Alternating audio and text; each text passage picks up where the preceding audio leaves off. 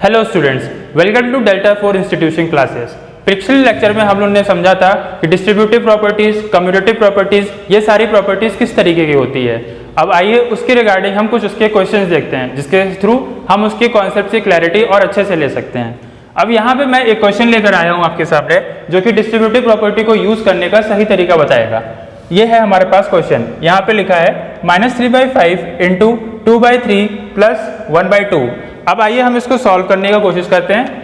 यहाँ पे मैंने बताया था कि डिस्ट्रीब्यूटिव प्रॉपर्टी को लगाने के लिए हमारे पास क्या फॉर्मूला था, a को हम पहले b से मल्टीप्लाई करते थे तो वो आ जाता हमारा a इंटू बी, फिर प्लस का साइन एज इट इज उतर जाता था और उसके बाद a को c से मल्टीप्लाई करते थे तो ये हो जाता था हमारा a इंटू सी। अब यहाँ पे हम देखते हैं कि a into B plus a into C के लिए मैंने यहाँ पे ब्रैकेट से इसको मल्टीप्लाई किया। अब यहाँ पे हम इसको क्वेश्चन के थ्रू अप्लाई करने की कोशिश करते हैं। यहाँ पे मैंने a की वैल्यू को -3/5 लिया है, b की वैल्यू को 2/3 लिया है और c की वैल्यू को 1/2 लिया है।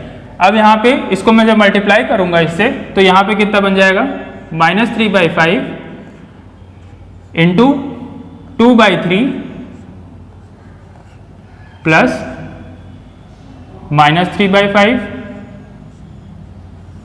इंटू 1/2।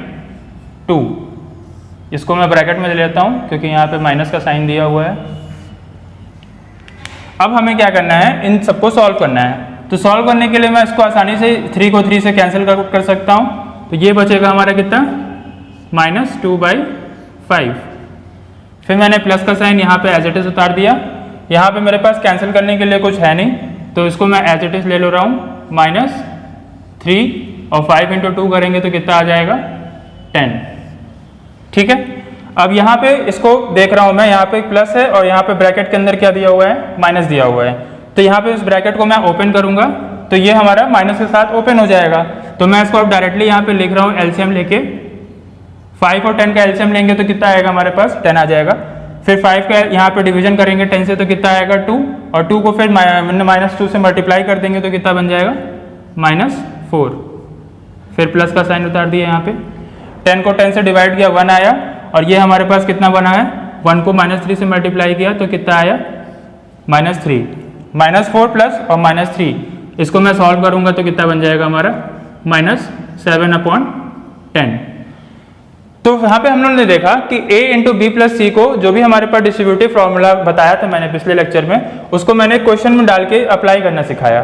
तो इसके थ्रू हमारी वैल्यू यहाँ पे कितनी आ रही है, -7/10।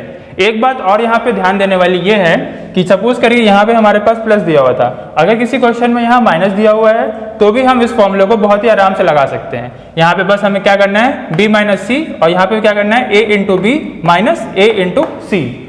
बस ध्यान देने वाली बात यहाँ पे ये रहेगी, कभी भी डिवीजन और मल्टीप्लिकेशन में इस फॉर्मूले का यूज हम लोग नहीं करेंगे। जब भी हमारा फॉर्मूला होगा वो या तो b प्लस सी के साथ वैलिड होगा या तो फिर b माइनस सी के साथ वैलिड होगा।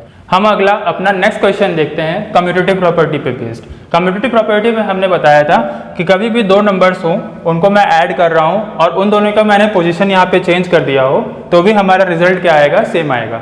ये हमारे जो वैलिड केसेस हैं ये किस किस में बताया था मैंने बताया था ये हम चाहे प्लस करें चाहे मल्टीप्लाई करें उसी में आएगा। लेकिन अगर मैं माइनस करता हूँ या फिर डिवाइड करता हूँ तो वहाँ पे रिजल्ट आ भी सकता है वैसा और नहीं भी आ सकता है। तो आइए हम इसको पहले अप्लाई करने की कोशिश करते हैं इस क्वेश्चन के थ्रू। इस क्वेश्चन में मैंने दिया हुआ है -8/4 plus 1/2 is equal to 1/2 plus -8/4। अब मैं इस क्वेश्चन में सॉल्व करने की कोशिश करता हूँ। तो यहाँ पे मैंने लिया 4 और 2 का एलसीएम। 4 और 2 का एलसीएम लूंगा तो मेरे पास कितना आ जाएगा, 4 आ जाएगा। 4 आ गया। अब 4 से मैंने इसको डिवाइड किया तो 1 आया, 1 को फिर -8 से मल्टीप्लाई तो बना हमारे पास -8। 2 को मैंने यहाँ पे 4 से डिवाइड किया तो 2 आया और उसके बाद 2 को 1 से मल्टीप्लाई करूंगा तो कितना आ जाएगा हमारे पास, 2 आ जाएगा। फिर 2 और 4 हमारे पास यही दिया है, same as it is LCM उठा लेता हूँ मैं इसका, आ जाएगा 4। और फिर मैंने यहाँ पे 4 को 2 से डिवाइड किया तो कितना आया क्वेश्चन, 2 आएगा। और 2 को 1 से मल्टीप्लाई किया तो फिर हमारे पास 2 बन जाएगा। यहाँ पे भी मैं निकाल लेता हूँ, 4 का 4 से मैंने किया यहाँ पे तो 1 और 1 को -8 से मल्टीप्लाई किया तो कितना बना, -8। इसके बाद हम इसको यहाँ पे सॉल्व करते हैं। तो सॉल्व करने पे मैं देखूंगा -8 बड़ा है और 2 छोटा है तो इन दोनों को मैं सॉल्व करूंगा तो माइनस का साइन साथ में आएगा। तो मैं इसको लिख देता हूँ -6/4 इज इक्वल टू का साइन लगाएंगे फिर यहाँ पे 2 और प्लस -8 ब्रैकेट खोलेंगे तो ये कितना बन जाएगा, माइनस के साथ ओपन होगा तो यहाँ पे 2 और -8 बनेगा कितना, -6 और अपॉन में क्या आ जाएगा, 4 आ जाएगा। तो यहाँ पे मैं देख पा रहा हूँ कि जो भी वैल्यूज हमारी आई है, चाहे इन दोनों को मैंने -8/4 प्लस 1/2 के फॉर्म में लिखा, चाहे इन दोनों का मैंने पोजीशन को चेंज कर दिया, तब भी हमारी जो वैल्यूज यहाँ पे निकल के आ रही है वो हमारी -6/4 और -6/4 ही आ रही है। इसी तरह मैं एग्जांपल ले सकता हूँ, 3 × 2 को मल्टीप्लाई करूंगा तो 6 बनेगा, 2 × 3 को मल्टीप्लाई करूंगा तो भी 6 बनेगा। लेकिन ये केसेस हमारे माइनस में नहीं होंगे ऐसे, क्योंकि अगर मैं 3 और 2 को आपस में माइनस कर रहा हूँ तो 1 आएगा, 2 और -3 करूंगा तो कितना आ जाएगा, -1 आ जाएगा। तो वहां पे रिजल्ट हमारे सेम नहीं आएंगे। तो इसलिए हमें हमेशा ध्यान रखना है कि कम्यूटेटिव प्रॉपर्टी जब भी हम अप्लाई करेंगे उसको मैं हमेशा प्लस के लिए अप्लाई करूँ या तो फिर मल्टीप्लीकेशन के लिए अप्लाई करूँ। हम अपना अगला टॉपिक देखते हैं, मल्टीप्लिकेटिव इनवर्स। मल्टीप्लिकेटिव इनवर्स का मतलब होता है reciprocal of any value. Reciprocal का मतलब पहले समझना बहुत जरूरी है मल्टीप्लिकेटिव इनवर्स को समझने से पहले। रेसिप्रोकल सपोज करिए मैंने एक नंबर का फ्रैक्शन लिया, उसका फ्रैक्शन है सपोज करिए a/b। अब a/b को मैं अगर उसका रेसिप्रोकल लेता हूँ तो वहाँ क्या लिखूंगा, ये सपोज करिए यहाँ पे हमारे पास a/b एक फ्रैक्शन वैल्यू है। अब इसका मैं रेसिप्रोकल लूंगा तो जो हमारा b है जो कि डिनोमिनेटर है वो हमारा किस में आ जाएगा, न्यूमरेटर में आ जाएगा। तो b हमारा ऊपर आ गया और जो a न्यूमरेटर की वैल्यू थी वो हमारी डिनोमिनेटर में आ जाएगी। तो सपोज करिए यहाँ पे मैंने क्या किया है, रेसिप्रोकल में हमेशा उल्टा कर देते हैं, जो b का डिनोमिनेटर वैल्यू है वो हमारी न्यूमरेटर में आ जाएगी और जो a न्यूमरेटर वैल्यू है वो हमारी किस में आ जाएगी, डिनोमिनेटर में आ जाएगी। बस यही रेसिप्रोकल ही करना हमारा मल्टीप्लिकेटिव इनवर्स कहलाता है। मल्टीप्लिकेटिव इनवर्स में यहाँ पे मैंने देखा कि जैसे कि एक एग्जांपल लेता हूँ, -2/3 को अगर मैंने इसका रेसिप्रोकल लूंगा तो 3 कहाँ पे आ जाएगा, ऊपर आ जाएगा।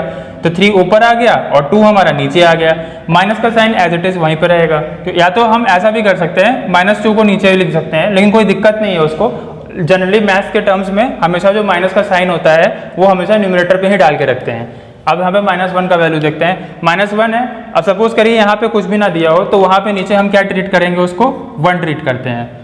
कभी भी कोई भी नंबर में कभी भी वैल्यू कुछ दिया ना हो तो वहाँ पे हम डिनोमिनेटर में क्या लेते हैं, 1 लेते हैं। अब 1 को हमने ऊपर ले लिया और -1 कहाँ था, उसको नीचे ले लिया, तो ये 1/-1, इसको भी मैं क्या लिख सकता हूँ, -1 ही रहेगा।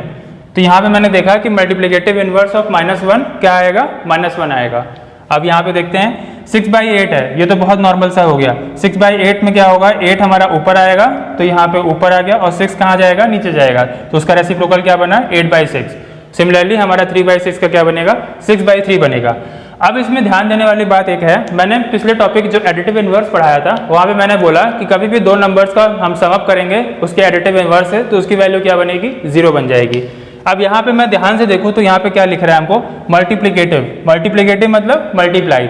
अब हम यहाँ पे देख पा रहे हैं अगर -2/3 है और यहाँ पे क्या है -3/2 जो कि उसका मल्टीप्लिकेटिव इनवर्स है, इन दोनों नंबर्स को अगर मैं क्या करता हूँ आपस में मल्टीप्लाई करता हूँ तो यहाँ पे हमारा 3 से 3 कैंसिल हो जाएगा, -2 से -2 कैंसिल हो जाएगा और ये माइनस साइन बना के क्या बनेगा, 1 बन जाएगा।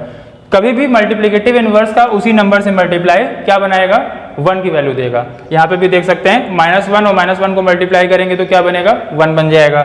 6/8 × 8/6 करेंगे तो क्या आ जाएगा, 1 आ जाएगा।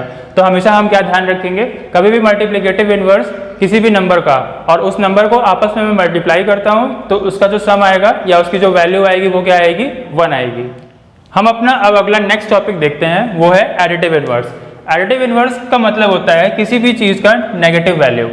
सपोज करिए मैंने कोई एक वैल्यू लिया, अगर मैं उसका नेगेटिव ले रहा हूं तो वो हमारा उसका एडिटिव इनवर्स होगा। एडिटिव इनवर्स जैसे कि मैं यहाँ पे देख सकता हूँ कि 2/3 लिया मैंने, तो 2/3 का अगर मैं नेगेटिव ले रहा हूँ तो क्या हो जाएगा, -2/3। -1 दिया हुआ हमारे पास, -1 के आगे मैंने क्या बताया है, नेगेटिव वैल्यू लेना है, तो -1 का नेगेटिव मैंने यहाँ लगा दिया जो कि है हमारा -1। तो ये हमारी जब वैल्यू आएगी इसको मैं ब्रैकेट खोलूंगा तो कितना आ जाएगा, 1 आ जाएगा। अब यहाँ पे देखते हैं 0 क्या है, हमारी एक होल नंबर वैल्यू है। होल नंबर कभी भी ऐसा वैल्यू होता है जिसमें नेगेटिव इनवर्स या फिर एडिटिव इनवर्स जो भी बोलूँ उसका इस पर कोई फर्क नहीं पड़ता है। 0 को कभी मैं ये नहीं बोलूंगा कि वो -0 है, 0 हमेशा 0 ही रहेगा। उसके बाद यहाँ पे अगली वैल्यू देखते हैं, -6/8 दिया है। -6/8 को भी मैंने इसी तरह ओपन करूंगा। हमेशा हमें ध्यान रखना है, कभी भी माइनस अगर दिया हो तो वहाँ पे केयरफुल रहना रहेगा, क्योंकि माइनस के आगे उसको मैं ब्रैकेट में डालूंगा, उसके बाहर एक और माइनस लगाऊंगा जो कि उसका एडिटिव इनवर्स बनाएगा। माइनस ऑफ माइनस को मैं जब ओपन करूंगा तो ये हमारी कौन सी वैल्यू बन जाएगी, ये हमारी फिर से ओपन होकर कितनी बनेगी, 6/8। तो हमने यहाँ पे ये देखा कि कभी भी हमको वैल्यू लेनी है, किसी की भी एडिटिव इनवर्स निकालना है, तो हमेशा उसको क्या करूंगा, मैं उसका नेगेटिव लूंगा। कभी भी एडिटिव इनवर्स को यूज करने का तरीका अगर देखना हो तो हमेशा कभी देख सकते हैं, जैसे 1 है, 1 का एडिटिव इनवर्स -1, तो कभी भी एडिटिव इनवर्स का उसी के साथ कभी भी अगर हम सम कर रहे हैं तो वो हमारी वैल्यू क्या दे देगा, 0 दे देगा। सामने दिख भी रहा है, अगर 2/3 है और -2/3 है, इन दोनों को मैं सम कर दूं तो वैल्यू कितनी आएगी, 0 आ जाएगी। सेम इसके साथ है, -1 और 1 को ऐड करता हूं तो 0 आ जाएगा। कभी भी किसी भी नंबर का एडिटिव इनवर्स से सम अप करेंगे तो क्या आ जाएगा, हमारे पास 0 आ जाएगा। ये था हमारा एडिटिव इनवर्स। तो स्टूडेंट्स, हमने आज यहाँ पे अपने लेक्चर में पढ़ा मल्टीप्लिकेटिव इनवर्स, एडिटिव इनवर्स, और हमने कम्यूटेटिव प्रॉपर्टी और डिस्ट्रीब्यूटिव प्रॉपर्टी के कुछ बेसिक क्वेश्चंस देखे। अब अगले लेक्चर्स में हम इसके आगे और अच्छे क्वेश्चंस देखेंगे, प्लस आगे के रैशनल नंबर के पार्ट को, उसमें नंबर लाइंस को लेना कैसे करते हैं, वो सारी चीज़ों के बारे में डिस्कशन करेंगे। अभी भी जिन्होंने इन सारे वीडियोस को नहीं देखा है या जो टॉपिक्स अभी भी इनके कवर नहीं है, वो हमारी पिछली वीडियोस देख सकते हैं। Thank you.